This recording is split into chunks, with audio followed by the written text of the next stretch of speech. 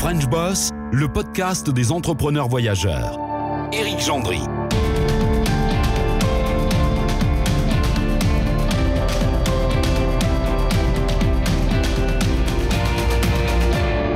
Bonjour à tous, Claire Aubry sera notre French Boss de la semaine. Elle est française, elle vit aux États-Unis depuis quelques années d'ailleurs.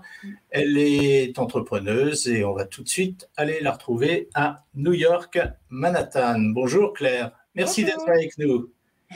Ravi également.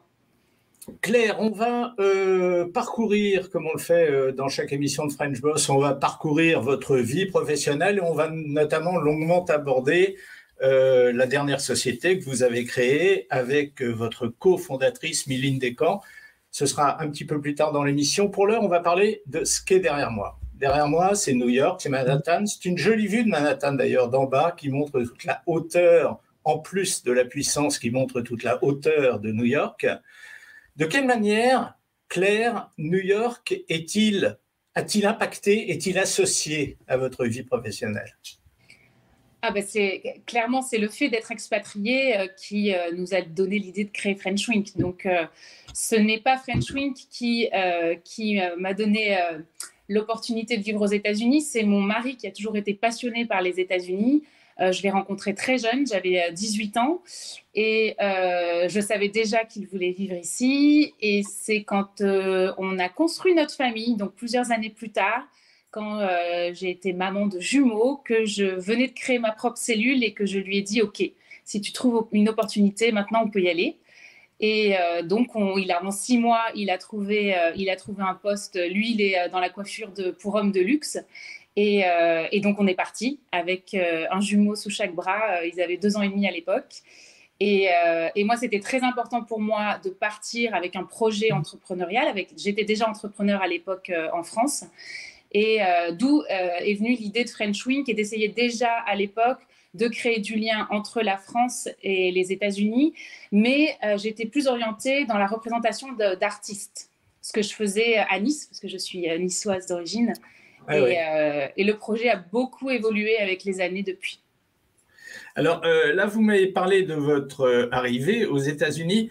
New York, plus spécifiquement, je veux dire tout ce que vous avez fait, est-ce que vous auriez pu le faire aux États-Unis, mais dans une autre ville que New York, Claire? Alors, oui, peut-être moins vite, peut-être moins fort, parce que ça reste quand même… Donc, c'est très compliqué de répondre à cette question parce que je vais parler d'un New York avant Covid. Donc, c'était quand même une ville avec une énergie incroyable. Et avec aussi un network incroyable. Donc, c'est fou. Puis moi, je suis niçoise, je ne suis pas parisienne. Donc, c'est vrai que ça a été fou de pouvoir se dire on pouvait avoir accès à des gens et à des compagnies, à des têtes de filiales assez simplement, assez facilement. Puis le réseau de Français ici est quand même très, très bienveillant et dans le soutien. Donc, c'est vrai qu'être à New York a quand même été d'un côté plus facile. Et d'un autre, ça a été d'une violence incroyable et d'une difficulté incroyable parce que ça reste une culture complètement différente, ça reste des codes complètement différents. Et oui, et cette expérience-là, j'aurais pas pu l'avoir dans une autre ville parce que c'est un micro-monde en fait. Quand on employait Capitale du Monde, c'est une réalité, quoi. Il y a toutes les cultures, il y a toutes les formes de business différents et il y a cette liberté qu'il n'y a pas ailleurs, mais qui en même temps immensément… ça peut donner le tournis d'avoir cette liberté-là, en fait. Donc, il faut être très vigilant, c'est pour ça qu'être deux, c'est la clé, en fait. De ne pas être seul dans sa tête avec toutes ces angoisses et toutes ces opportunités, parce qu'on a l'impression qu'on peut aller partout. Et en fait, il faut vraiment être focus et penser rentabilité et penser… Voilà, sinon, moi, j'aurais l'impression de vouloir aller… dans tous les brancards, quoi. Quand vous dites deux, vous évoquez Mylène, qui est votre associée. On voit une photo d'elle, d'ailleurs, là, en ce moment, qui est votre associée. On va parler d'elle, forcément, au fur et à mesure de la conversation, puisqu'elle est évidemment très, très, très partie prenante dans votre vie professionnelle, du moins dans votre vie. Et c'est là qu'on va faire une nuance, parce qu'on va commencer par votre vie professionnelle seule. Oui. mais elle est très partie prenante dans votre vie professionnelle d'entrepreneuse. Racontez-moi votre arrivée aux États-Unis. Vous avez esquissé un petit peu tout à l'heure ce que vous avez fait quand vous êtes arrivée aux États-Unis, Claire, mais dites-nous en plus. Alors, quand je suis arrivée aux États-Unis, il faut se mettre dans le contexte que je suis arrivée donc avec des jumeaux de 2 ans et demi. Qu'on est parti on a vendu les salons de coiffure de mon mari et on est parti avec une certaine somme pour couvrir les frais d'un changement de vie, quoi, d'une expatriation.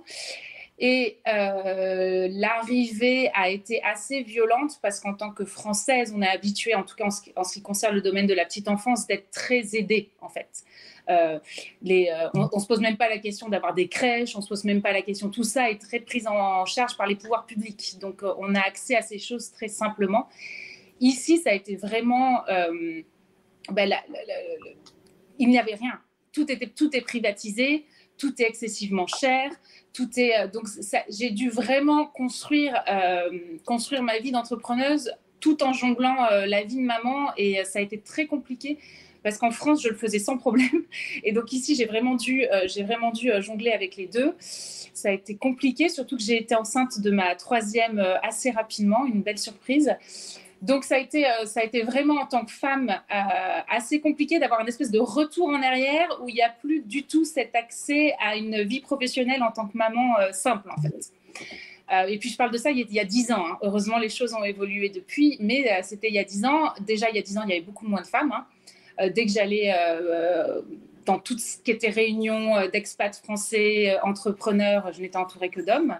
Donc, c'était assez compliqué également, ce qui n'est plus du tout le cas 10 ans après aujourd'hui, et c'est super. Et donc, je suis arrivée avec cette idée de représenter mon portefeuille client que j'avais à l'époque d'artiste de la Côte d'Azur.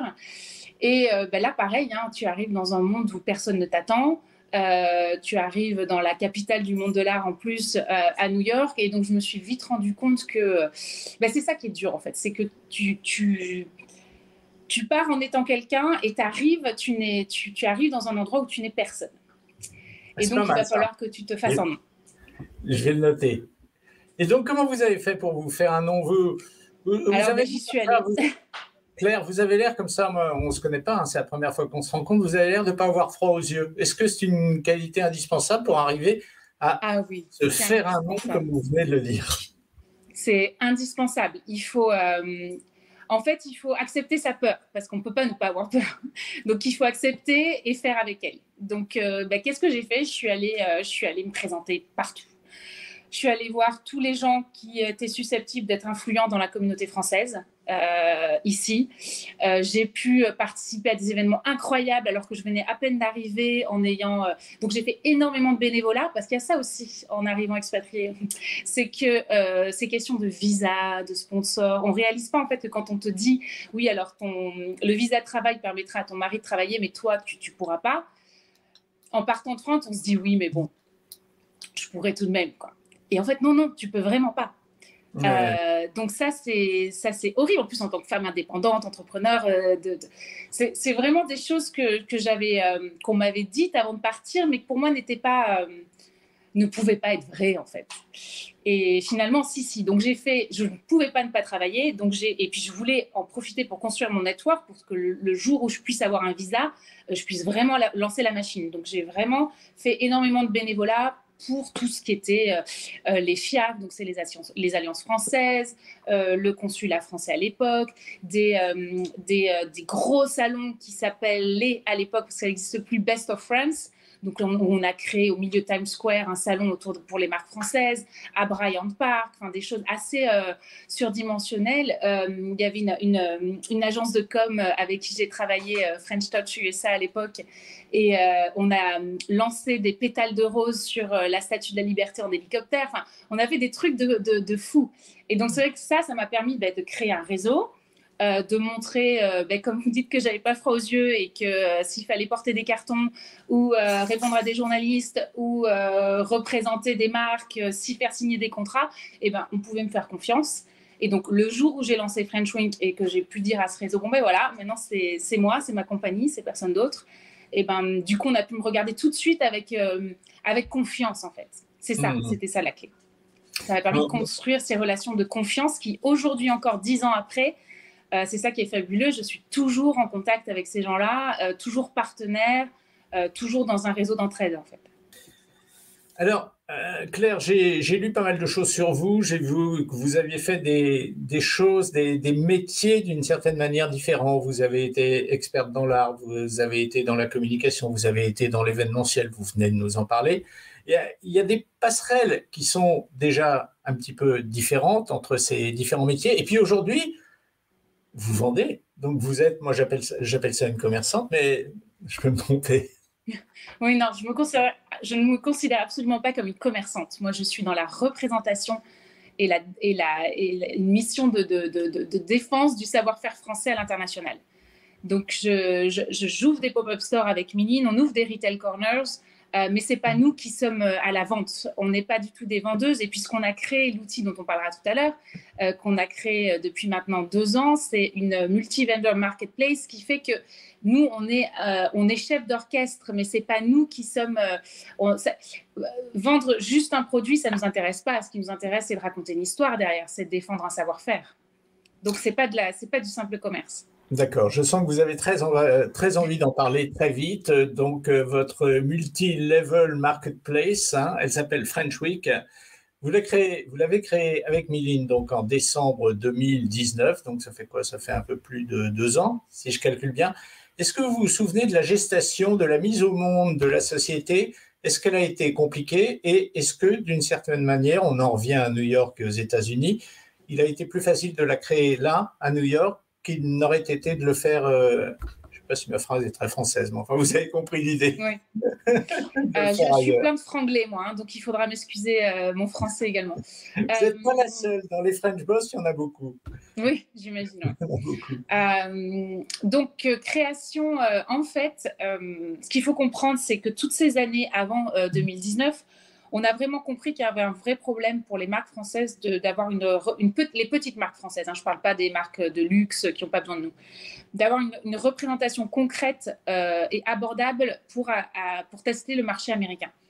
Donc, on crée à l'époque des pop-up stores et quand le Covid est arrivé, il a fallu qu'on transforme tout et qu'on passe tout sur le digital. Et donc, c'est là qu'il a fallu vraiment qu'on apprenne, en fait, qu'on reprenne à zéro un métier qu'on ne connaissait pas parce que ni l'une ni l'autre, on avait cette expertise digitale. Et donc, il a fallu qu'on crée un outil. Donc, à partir donc là, je vais employer des termes qui peut-être vous diront rien, mais on a un squelette qui est une plateforme qui s'appelle Shopify et auquel il faut associer pour que ça devienne une multi-vendor marketplace, mais plein d'apps, donc ce qui coûte très cher, donc il faut vraiment savoir de quoi on parle. On n'avait pas la possibilité d'employer à l'époque un expert en la matière, donc il a fallu que ce soit nous qui apprenons.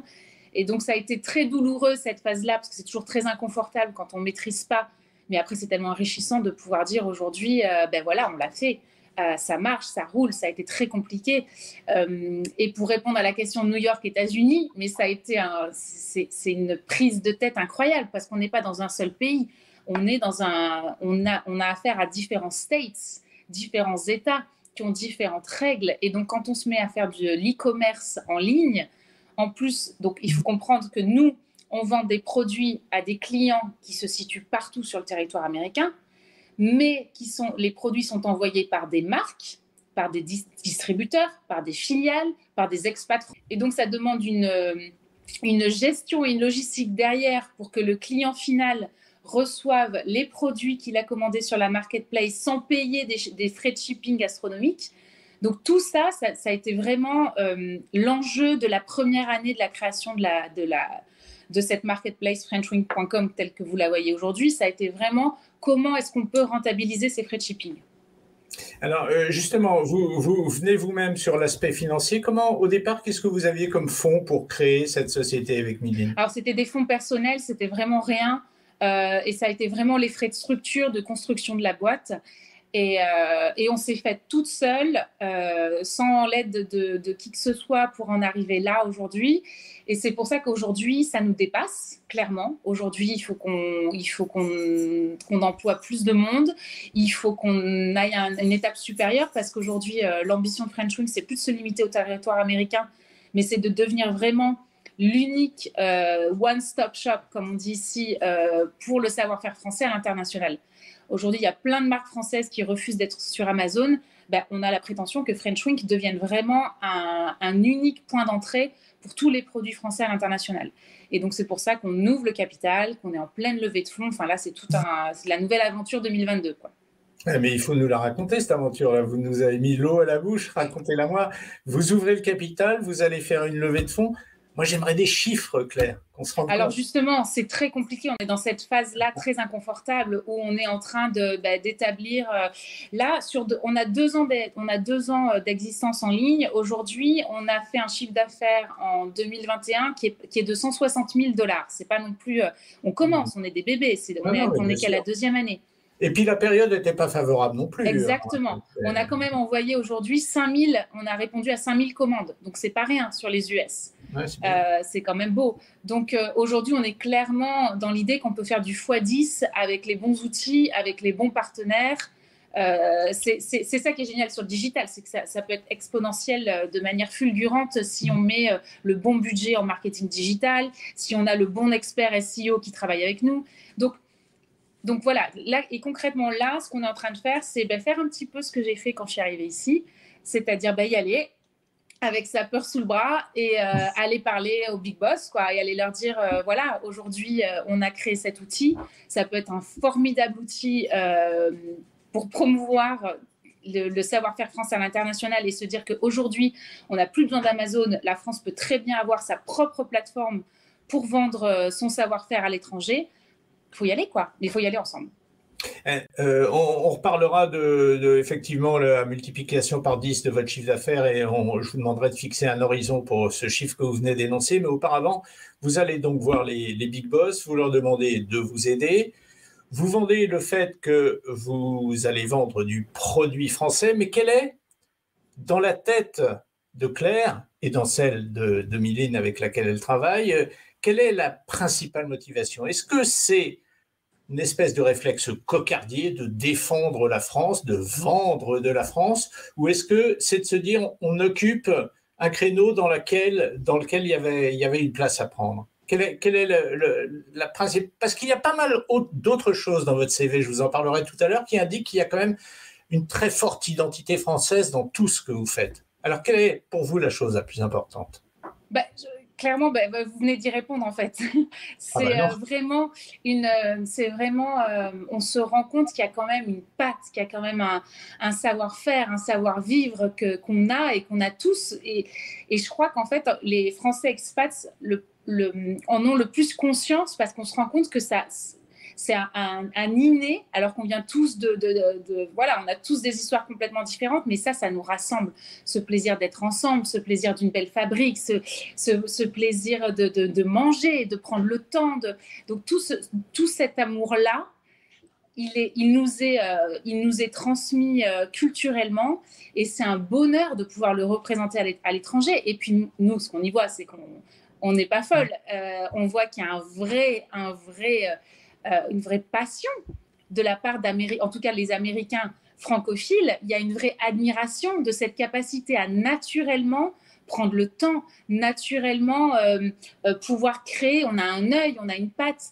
Et donc, clairement, il y a un marché. Et ce qu'on voit, c'est aujourd'hui, il y a un marché en Australie, il y a énormément de francophiles. Il y a un marché en Asie, il y a énormément de francophiles. Donc, c'est pour ça qu'aujourd'hui, évidemment, on a notre flamme intérieure, mais on a aussi une envie de faire du business et d'arriver à en faire quelque chose qui fasse de l'argent et qu'on puisse supporter nos foyers aussi. Alors Claire, vous êtes 2 associés, on a déjà largement évoqué votre background, votre CV. Votre associé Mylène est plus spécialisé dans le marketing. Je voudrais savoir au quotidien comment se répartissent les rôles entre ces 2 femmes entrepreneurs françaises aux États-Unis. Alors, c'est assez étrange, mais on n'a pas... On intrigue beaucoup sur nos méthodes de travail parce qu'il n'y a pas une s'occupe de ça et une s'occupe de ça. C'est vraiment, on est dans la supervision ensemble. C'est vraiment un cerveau à 2. Donc, on a chacune nos compétences, mais qu'on va mettre dans chacun des outils de French Wink, en fait. Moi, j'ai peut-être plus la casquette de la communication. C'est moi qui vais peut-être plus m'occuper des réseaux sociaux. Mais elle a toujours un œil dessus. C'est vraiment très important. Et elle va avoir peut-être plus la casquette gestion de la stratégie et comptabilité. Mais pareil, rien n'est fait seul, en fait. Tout est fait à deux. Et on a cette force incroyable, en plus, d'être amis et d'avoir cette gestion du quotidien en ayant en plus cette bienveillance et ce coup de cœur amical qui fait que j'y crois. En fait, moi, j'ai eu je pense vraiment, j'ai eu une première mauvaise expérience, en fait, et je pense vraiment qu'il est très important d'avoir les mêmes valeurs, en fait, avec son partenaire business. Et on ne peut pas penser que c'est juste professionnel. En tout cas, pas quand on monte une entreprise, parce que monter une entreprise, ça envahit l'espace personnel, mais de manière fulgurante. Nos enfants mangent French Wink. Nos enfants, même, ils voient du bleu, blanc, rouge, ils disent pas c'est la France, ils disent ah c'est French Wink, maman.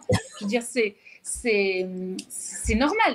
C'est la gestion des auto-entreprises. C'est comme ça. C'est déjà un succès personnel important que vos enfants, quand ils voient le drapeau français, disent ah c'est French Week. Oui. C'est réducteur en même temps un petit peu pour eux. Il faudra leur apprendre qu'il n'y a pas que ça. Oui, non, c'est clair. Claire, on a créé notre marque. Vous voyez là, j'en porte le t-shirt. Il y a tout ça aussi derrière. Bravo, vous ne laissez rien au hasard. Bravo Claire. On revient sur ce que vous disiez tout à l'heure. Multiplier votre chiffre d'affaires par 10, c'est-à-dire aux alentours de 1,5 million de dollars, hein, puisqu'on raisonne en monnaie américaine. Quel est l'horizon que vous fixez pour ça? Alors là, on aimerait bien... c'est un petit peu compliqué pour moi de pouvoir me projeter clairement avec vous aujourd'hui, parce que c'est exactement ce sur quoi on est en train de travailler en ce moment. Et là, encore une fois, aujourd'hui, ce n'est pas notre expertise, ni à l'une ni à l'autre. Donc aujourd'hui, on apprend. Aujourd'hui, on rencontre tous les jours et on écoute des experts en levée de fonds. Et puis, encore une fois, c'est ce qui est magique ici, c'est que j'ai communiqué sur LinkedIn de cette volonté de levée de fonds, mais j'ai plusieurs personnes qui d'elles-mêmes m'ont contacté en disant Claire, donc c'est des gens qui nous suivent, hein, mais qui disent Claire, on se pose 1 heure et je te dis un petit peu ce que je pense qui serait bien pour toi. On s'est posé et donc il y a au moins 4-5 personnes qui nous ont contactés alors que j'ai écrit ça il y a peut-être juste 1 semaine. Donc toutes les semaines, on entend différents conseils, donc est-ce que c'est du crowdfunding, est-ce que c'est aller voir tout de suite des VC, est-ce que c'est donc on a aussi des mentors qui nous suivent depuis le début qui sont d'une bienveillance incroyable et donc pour l'instant on est vraiment en phase d'écoute, d'observation et très rapidement parce qu'on est assez réactive, on va mettre des chiffres, on va prendre des décisions, mais on est là pour l'instant dans cette phase encore un petit peu blurry où déjà on écoute. Alors, dans votre CV, il y a quelque chose qui indique une très forte féminisation aussi. Il y a d'abord le fait que vous avez créé votre entreprise avec une femme. On en a déjà abondamment parlé. Il y a aussi le fait que depuis 6 mois, alors pardonnez-moi, je lis les renseignements que j'ai notés. Depuis 6 mois, vous avez créé une fonction d'aide aux jeunes femmes qui voudraient créer leur entreprise aux États-Unis. C'est évidemment du bénévolat. Vous sentez-vous, Claire, je ne dis pas ça de manière désagréable du tout, vous sentez-vous investi d'une mission, faire partager à des femmes qui pourraient faire la même chose que vous, ce que vous-même avez vécu auparavant? Oui, bien sûr. Ouais. Énormément. Et je pense d'autant plus en tant que femme expatriée. C'est vraiment, et dans ce pays-là, parce que c'est vraiment, vraiment très compliqué. De pouvoir être entrepreneur et être jeune maman dans ce pays-là. Parce qu'avant 5 ans, il n'y a pas d'école publique. Avant 5 ans, tous les systèmes de garde sont privés. Donc, c'est des investissements colossaux dans la garde des enfants. Donc, pour avoir les guts de se dire, non seulement je vais payer extrêmement cher quelqu'un pour garder mes enfants, pour que je puisse, moi, prendre le risque de créer mon business. Et donc, c'est vraiment pas facile à prendre comme décision.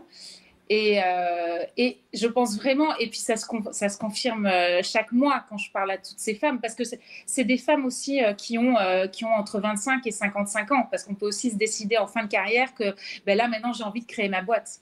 Donc, c'est hyper important aujourd'hui. Pour moi, en tout cas, c'était hyper important de pouvoir partager mon expérience et leur faire gagner du temps, un temps précieux. Eh bien, en France, alors je peux dire une bêtise, hein, parce que je ne sais pas s'il existe même des études là-dessus, mais en France, deux femmes qui créent ensemble une société, c'est pas quelque chose, me semble-t-il, de très fréquent. Est-ce que vous pensez que l'expatriation, en réunissant finalement d'une certaine manière les Français de l'étranger, l'expatriation, donc l'étranger, peut-il favoriser ce genre d'association que J'en suis convaincue, et c'est ce que je défends depuis plusieurs années. Parce que le fait de se retrouver, ça commence à changer, hein, les chiffres, hein, donc je ne veux pas faire des généralités bateaux, hein, mais il se trouve que quand même la grande majorité des femmes aujourd'hui expatriées, même si ça change, j'insiste, sont là parce que leurs maris ont eu des opportunités professionnelles. Donc elles se retrouvent ici à devoir se reconstruire en fait, et il y en a beaucoup pour qui ça réveille un appel à l'entrepreneuriat. Donc, effectivement, la cause des femmes me touche. Et puis, oui, non, ça fait partie de mon histoire, clairement. Moi, je me pose une question aussi. Vous êtes un multi-level market. Ça veut dire que vous vendez quoi que ce soit, pourvu que ce soit français. Mais on ne peut pas vendre tout de la même manière. Si on est obligé, non, il y a des produits qu'on connaît mieux que d'autres et qui vous intéressent plus que d'autres, non? C'est pour ça que c'est vraiment toute la stratégie de French Wink réside dans sa curation. C'est-à-dire que donc nous sommes multisecteurs, mais on ne vend pas n'importe quoi, justement. J'ai pas dit j'ai dit plein de choses. Plein de choses, mais du coup, ce qui lie toutes ces choses, ça reste le lifestyle français, et puis ça reste nos choix à Amélie et moi, ce qu'on aime, ce dont on sent qu'il y a du potentiel sur le marché américain. Claire, est-ce que vous pensez que l'aventure French Wink, elle est à ses tout débuts, est-ce que vous pensez que votre vie sera toujours maintenant aux États-Unis, votre vie professionnelle? J'en ai aucune idée. Moi, j'aime me laisser surprendre. Pour l'instant, oui, parce qu'on est installé là. Aujourd'hui, on a une maison.